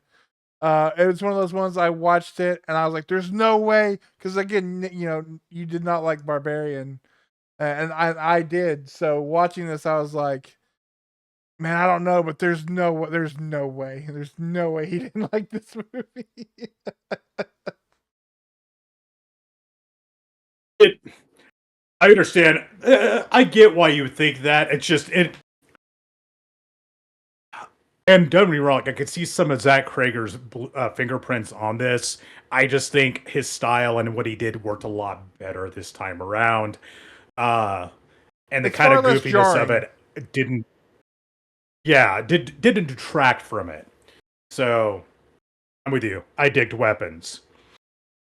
My number five is a movie which, watching it, man, if Jonathan Majors hadn't been an utter jackass and been accused of domestic abuse, I think accurately so, he would have been in line for an Oscar this year. It's Magazine Dreams. This movie was supposed to be released some time ago, but due to Jonathan Majors' legal issues, it got shelved and it was kind of quietly released this year. It's about this young man who's dealing with a lot of mental problems, but he aspires to be a bodybuilder and compete in the Mr. Olympia. While he's dealing with his taking care of his aging grandfather and working at a grocery store. And Jonathan Majors acting is so incredibly good at portraying somebody who's really a tragic figure and a guy really dealing with some heavy and serious and dangerous mental problems. But he gives an absolutely mesmerizing performance. This is probably, technically speaking, maybe the best movie of the year. I think the best acting I saw this year, even beating out Hugh Jackman in Song Sung Blue. It's great. It is an incredibly uncomfortable movie to watch, and you just have this feeling of dread as the movie goes on as to where it's heading. But it is so well made, and more people need to see it. Yeah, I have not, but I just when you were talking about it, I was thinking like it is sad because that movie got buried, man. Um, and I don't want to derail, but I have to address this because Ben, if it's the same article I saw at first, I was like, "There's no way this is real. It's got to because I saw it on Facebook. It's got to be fake." But yes, Jonathan Majors is making a comeback, and if it's true, the one I saw, um, in a Daily Wire movie, Nick. So get ready for your Regal Pass. The article I saw was going to be him and Zachary Levi playing brothers in what they were calling an anti woke sinners. I like any part of that sentence, but hey, maybe I'll go give it a watch and do post theater clarity on it. But in the meantime, go watch Magazine Dreams. Jonathan Majors might be a scumbag, but man, he can act. My number five, and it's my number five, and yet I feel like it may be controversial not being higher. Uh, or maybe not. We'll find out. Is Frankenstein. Uh, Look, it's a visually amazing film. Nobody does it like GDT, baby. Del Toro. My hiccup with Frankenstein has always been my hiccup with Frankenstein, whether it's this film or whether it's the Kenneth Branagh movie from the '90s. Uh, what the James Well Karloff movies do so well is they split that book into two movies, where you get the creation of Frankenstein and then you get the bride story separately because it's so long and it just drags it out. And again, it's visually stunning. Acting immaculate. Mia Goth is incredible. Oscar Isaac is incredible. Saltburn himself is a fantastic Frankenstein's monster. I was just like, it's the story of Frankenstein. Once you get past that monster being made, until you get to the ultimate bride part, is just it's a lot of dead air for me. And so it's still as a film though, it's a work of art. It's a masterpiece. But I can't go any higher than five. My only hope is for decades, Guillermo del Toro wanted to make Pinocchio. He got to make Pinocchio. For decades, Guillermo del Toro wanted to do a Frankenstein. Again, going back to upcominghorrormovies.com, baby. Like right after Hellboy 3, he was doing it. Uh, he did Frankenstein. Netflix, you got a couple extra $1 billion from Paramount at the Mountains of Madness. Do it now. Yes. Uh, We need it. It's it's time. And I have high hopes it will be dynamite if they finally do in the Mountains of Madness. Frankenstein, it's a beautiful film, but it's all of Frankenstein, so it is super long, but it is beautiful. So if you kind of want like a better condensed version of Guillermo del Toro doing Frankenstein, kind of watch The Shape of Water, unless you're really opposed to like fish humping. Um, but otherwise, it's a fantastic film for my number five. It's really really long. I have not seen it, unfortunately. It's one I will get around to seeing. And I wish I would have in time for this list. I had a feeling it probably would make my top 10. Well, my number four is a very going in a very different direction. Growing up in the '90s, I loved Brendan Fraser. Of course, watching The Mummy and Blast from the Past, among many others. It has been wonderful getting to see him make a comeback in acting with The Whale and whatnot. But Rental Family came out this year, and man, what a movie that hits you right in the heart. Playing this actor in Japan who's kind of on the decline, and winds up working for this company to act as somebody's family to kind of help give them closure or work through things. And it's beautiful. And Brendan Fraser brings like a kind of sensitivity and growth to the role that's just beautiful to watch. It's another one like Sung Sung Blue. It hits you in the feels. It has great lead actor, and I recommend everybody see it. Uh, it's also a very interesting view on Japanese culture as well, and you get to see a lot of Japan and the city and the countrysides. I adore The Rental Family. It is such a lovely, well done movie. My number four is the complete opposite. And I was sad to see somebody had it earlier. Maybe it was Tommy as their worst of. It was one battle after another. I think this might be PTA's best movie since There Will Be Blood. Um, uh, Sean Penn, Leo, Del Toro give fantastic performances. It's a really great movie, kind of dealing with the idea of these, this idea of like the disenfranchised revolutionary. You've been in the revolution so long and nothing's come of it. You've kind of given up hope of it. Meanwhile, you have his daughter, who is kind of like the idea of like the eternal hope in the next generation, picking up the sword to do what's right. Uh, it's a really great film. I love a good PTA movie. I was glad to see. I was a little iffy about him going to. I guess everybody's going to Netflix now, so it's not really that big of a taboo. But um, I was pleasantly surprised by how much I enjoyed this movie. I've not seen one battle after another. Between the running time, the trailer, and the clips I've seen, I can't tell you how little interest I've had in watching this movie. I've been trying to will myself to watch it for the last month. Um, a lot of people think it's great, and I know multiple people close to me who absolutely hated it.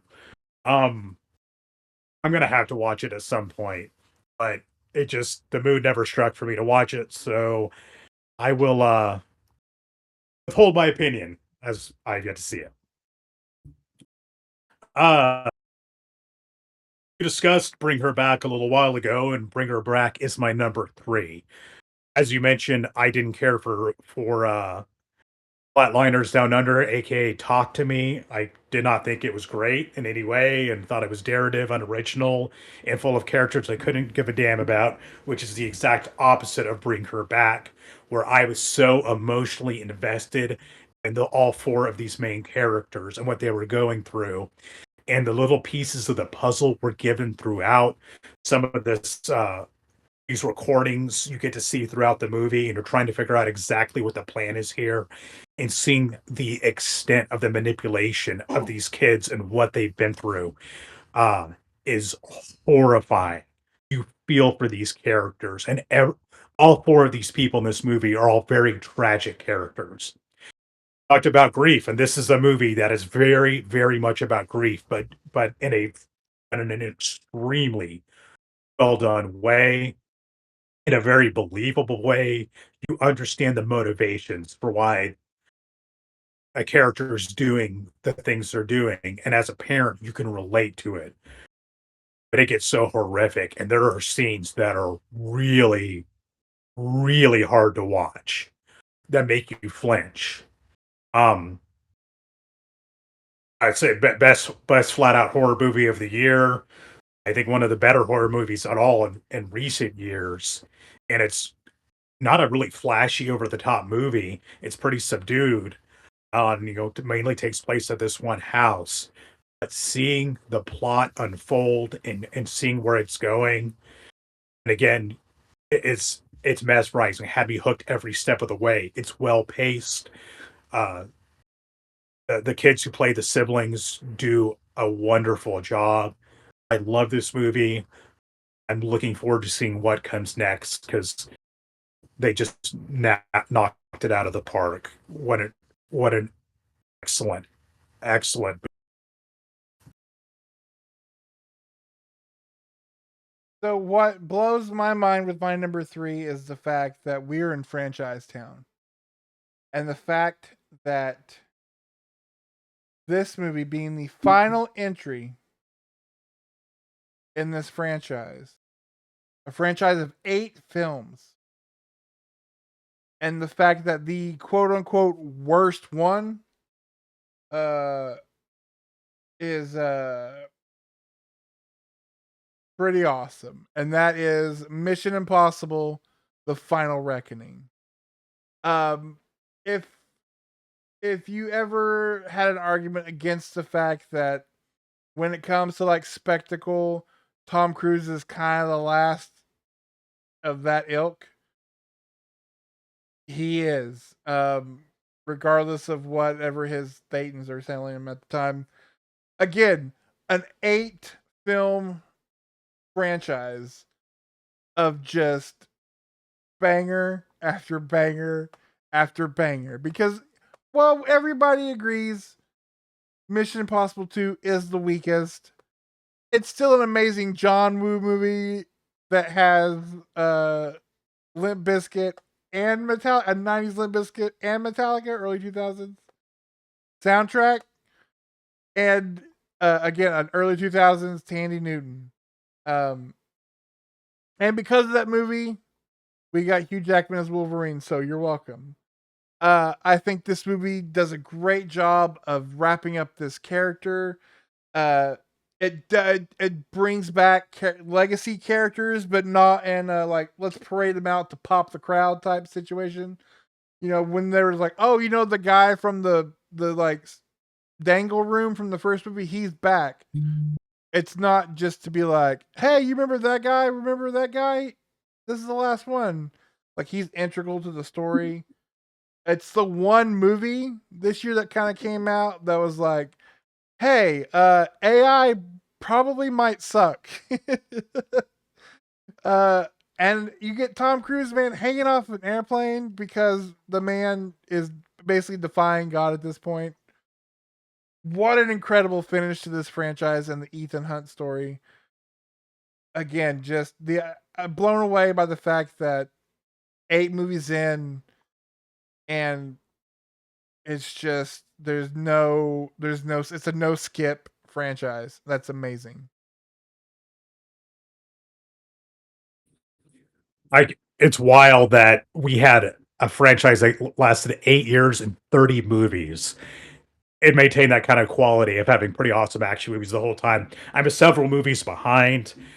This one looked really interesting. I need to get caught up, um, because the ones I've seen are just dynamite action. I will also I don't know if you saw the Regal popcorn bucket for Mission Impossible: Final Reckoning. It was a really cool design. My number two is a movie that came out of left field. I watched it recently, and I thought I'd like it. I didn't know I'd love it. Uh, Probably my top 10 or 15 movies of all time is Repo Man, the Emilio Estevez movie, which is just this bizarre flick that takes place in Los Angeles in the 80s and involves aliens and car theft and all sorts of wild. No other movie has reminded me of Repo Man nearly as much as Freaky Tales, starring Pedro Pascal and Ben Mendelsohn, some of the more well-known people in it. It is an anthology that takes place in Los Angeles in 1987. It has these four stories that overlap, and wildly enough, all four of these stories are based on true stories. Loosely, obviously, because these stories are very fantastical, but it weaves them together so incredibly well in the way they overlap. You're seeing things from different perspectives, and this movie is so uh it was probably the most fun movie I saw this year. I finished it and I said that's definitely going in my top 10 list. Didn't quite make number one, but it is a sleeper of a movie. It's great. I believe it's on Amazon Prime. It is full of style and an amazing 80s soundtrack, some cool cameos, and the action is out of this world. Especially, you get a sequence where Sleepy Floyd, who is a real life veteran of the LA Lakers, go to town on a bunch of neo Nazis on a rampage in the house, and it is amazing. Also, the final shot of the movie, Chef's Kiss, fantastic. Scream it to the heavens. Watch Freaky Tales. I loved it. It is so good. It's so entertaining. I just never pulled the trigger on it. I want to. It came out. I remember seeing it and then never got around to it. But I definitely need to check it out. So my number two. It's way. It is.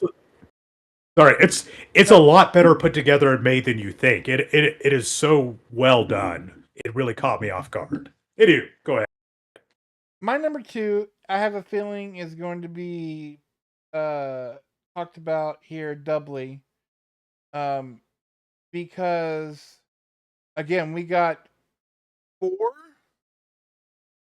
Stephen King adaptations this year: The Monkey, Life of Chuck, The Running Man, and what honestly is a top 10 King adaptation of all time. My number two is The Long Walk. Um, man, this is my favorite of the Bachman books. I'll never forget um the collection of the Bachman books I have is all of them in one book together. All the novels in one book. So you get Rage, The Long Walk, Road Work, and The Running Man. And I remember reading Rage and being like, oh, I don't know if I want to read these other ones. And then reading The Long Walk. It's such a beautiful story despite all the dystopia around it. And the fact that they were able to perfectly portray these characters in this film. Um, you know, Philip Seymour Hoffman's kid, he he's incredible. The other actor, I cannot remember his name, but he was in Alien Romulus, and he was in something else where he stole the scene. He stole the show. He's fantastic in this. I love that we even changed the ending of the book. I think it works. I love seeing Mark Hamill get work and Mark Hamill playing this dark and ruthless character. It's a movie that, again, every so much stuff is based off of this book, whether it's the Hunger Games or Battle Royale or anything of those stories of that ilk, and the fact that this is the one that captures the camaraderie in the face of life and death and the conversations. It's a bunch of conversations surrounded by absolute chaos. It's a beautiful adaptation, and again, I think it's top 10 King's adaptations of all time. It's a fantastic, fantastic movie.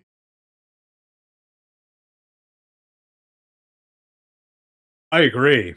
And that's why it's my number one. No movie hit harder this year than The Long Walk. No movie had a better collection of talent and acting, in my opinion, than The Long Walk. It's an absolute brutal gut punch of a movie. And it's a movie that's kind of hard to sell to people, telling them the synopsis of it, and you're following these guys on this grueling journey. It doesn't sound exciting, keeps you engaged every moment. I was in the army. I've done a lot of various walking and hiking all over the place. And it does such an excellent job of showing just how brutal it is and how you hit a certain point, your body just quits. Your body shuts down. Um, it's just you feel the pain these characters are going through, and there's some moments that are just heart shattering that happen.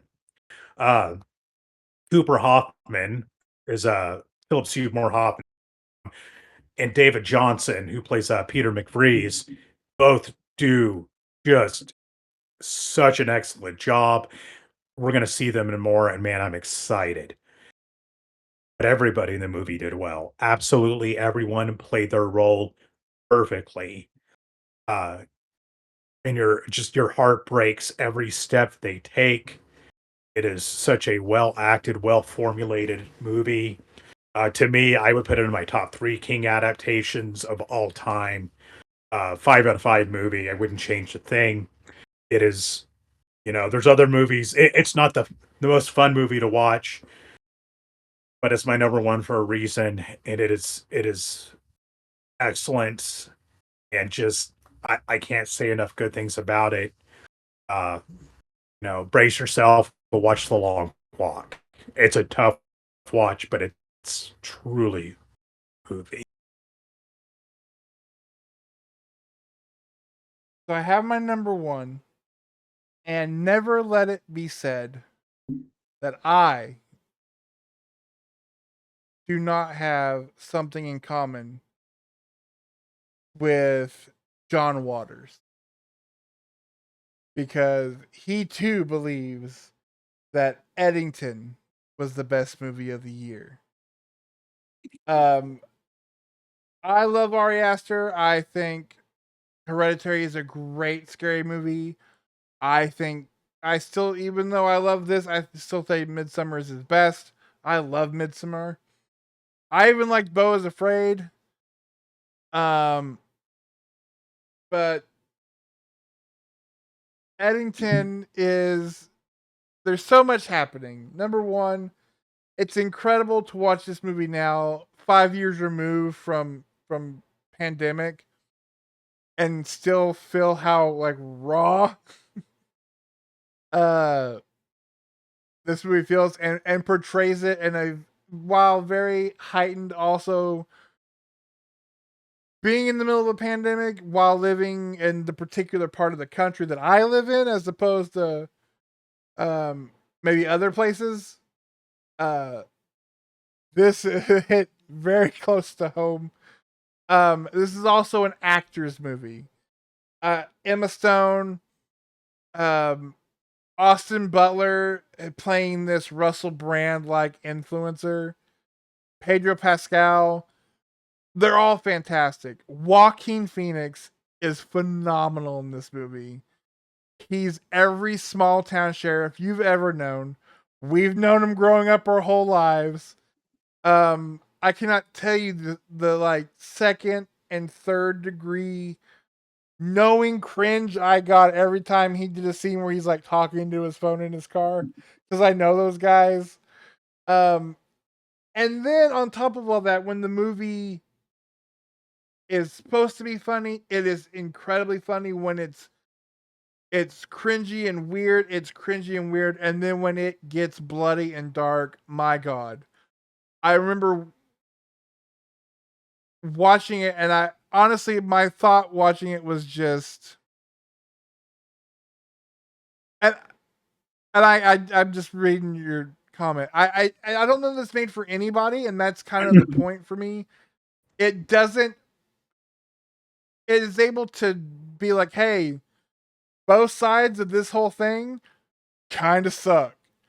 Um, which is very true, but also when it does get dark, I felt like watching this movie to me felt like this generation's Fargo, to where it's goofy, it's weird, and then but it can also be underneath the ha-has of it. It's a it can get very brutal. And to me, when it hit me with of just kind of like that feeling of this is what it was like the first time watching Fargo, I was like, this movie's fantastic. Um, I will say my one hiccup, and I again we go back to being old men now. Stop it with the 3 hour movies. Just stop it. Just stop it. I there's a podcast I listen to when they talk about movies, how long they are, it's good or bad. Their rating is Star Wars. Star Wars is 2 hours and 5 minutes. If it's longer than Star Wars, it better be really fucking good. But I loved Eddington. I understand that. I watched part of it with Amber and she left, but I compare it to sitting in the theater watching not so much Midsommar, which was kind of that way too for a lot of people, but I compare it to my theatrical uh reaction with Mother, the Aronofsky movie. Sitting in that theater with like four people, two of them got up and stormed out, and the other two gave it a standing ovation. Uh, I enjoyed Eddington, and it's not for everybody, but man, it just hit me in that weird. In a world where the Coen brothers are kind of doing what they're doing right now, and it kind of ain't Coen brothersing, this kind of gave me that itch I didn't know I needed scratched. Another one that I meant to get around to watching to see what it was all about, but I never did. And probably that's the thing when I see movies north of 2.5 hours. Uh, Generally, it's got to be something that hooks me, or else I have a real hard time with it because I am sick of the movies that are north of 2 hours. Some movies really need it. Most movies don't. 90% of movies plus don't need it to be north of 2 hours. So and one I can't comment on. Not surprising. I hearing what I've heard about it, I figured it wanted to be up your alley. I'm glad you enjoyed it, and I will share my opinions on it whenever I do get around to seeing it one of these days. Um, Overall, I think it was a decent year for movies. Uh, Not a whole lot that just absolutely knocked my socks off, but a lot of things that I quite enjoyed and not many on my worst of lists that I just absolutely despised.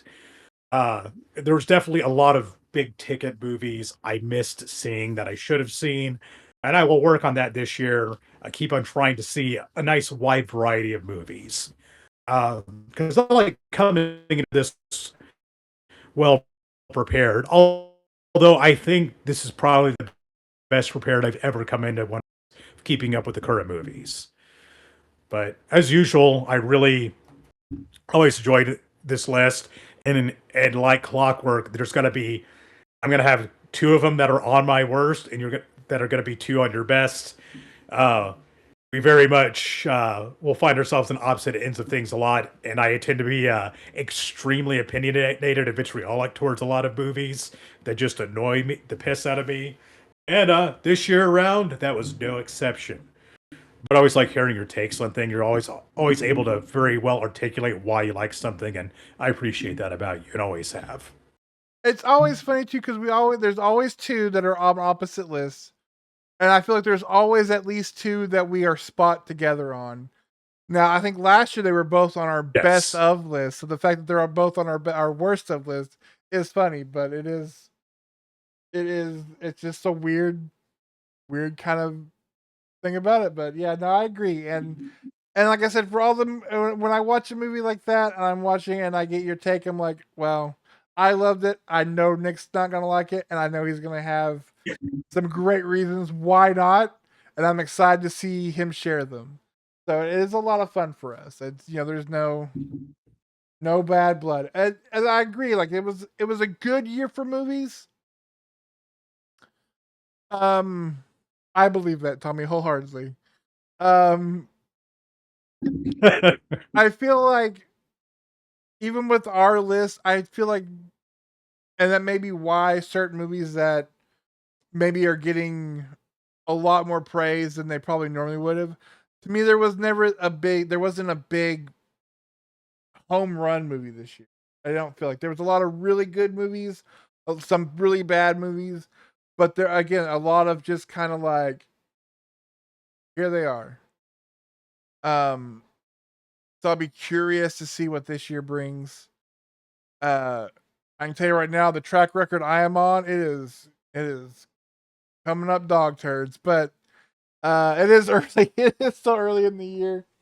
Uh, speaking of uh, what's coming up, why that's it. That's our list, guys. So now that you know the best movie and the worst movie, and there's no ifs, ands, or buts about it. Um, unless of course it's Superman, because now I just want to keep moving Superman higher and higher on my list just to see what Tommy does. Um, but I think this is gonna be a good year. Some of the list of movies that are on the docket, I'm super excited about. Um, I'm super excited, stupid excited to get our takes on them. So if you would like to get those takes as they happen throughout the year, make sure you are subscribed and like and do all the YouTube things that we ask of you, please. Because the train keeps rolling. Uh, in fact, like I said, I recorded my review for tomorrow's video. It's in the can. It's ready to go. I'm talking Scream 7. And I'm gonna tell you right now, it's a two-part video because I go a little spoiler free at the beginning. I give you a good warning of when I get into spoilers. I had a lot to talk about with Scream 7, so you don't want to miss that review. It goes up tomorrow at 4 p.m. As it does every Sunday. Not my review of Scream 7. It's just me talking about Scream 7 week after week. New reviews every Sundays at 4 p.m. Usually on Wednesdays, we get those hot, fresh, buttery takes from Nick uh, midweek. So Wednesdays and Thursdays around in there when his schedule allows. We're coming up. I know February was a bit of a dry spell. Trust me, trying to figure out what I was going to watch was too. Um, so we're getting ready for that kind of springtime into summer movies. Lots to talk about. And as far as these lives go, again, the train keeps on rolling. So, full transparency because you guys have been so good.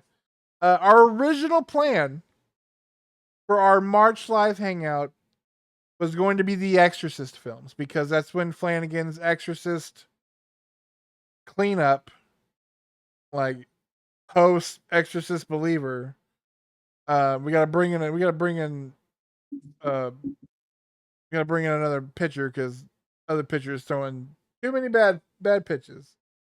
We're gonna do the Exorcist films. That movie's been pushed.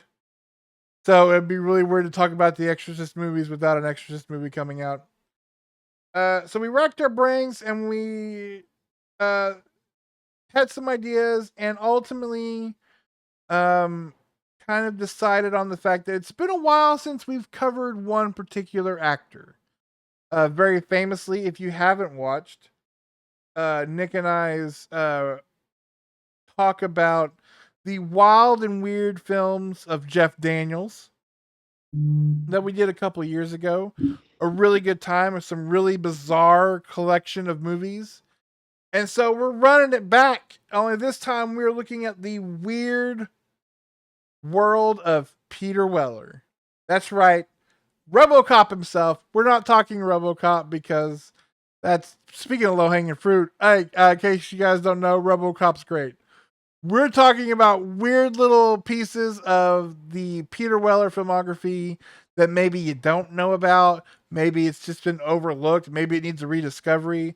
Maybe it needs to be discovered, period. So next month, we're talking Peter Weller, 6 movies, 6 very different movies, including one of a movie that may be the weirdest movie I've ever seen. Because I still think about how weird it is 20 years after watching it. Don't get ahead of me, but yes. So you're gonna not want to miss our breakdown of some really fun, really weird Peter Weller movies. And then again, tomorrow, Scream 7. We've got other stuff coming up. And I figure that's a good enough time as any. Let's go ahead and say thank you guys for hanging out with us. I know Ben had to go, but thanks always for Ben popping in. You guys in the chat have been great. I as much I love your guys' opinions too, and so it's really fun just to sit around and agree and disagree and agree to disagree about movies. That's kind of what they're there for. So thanks for hanging out with us tonight.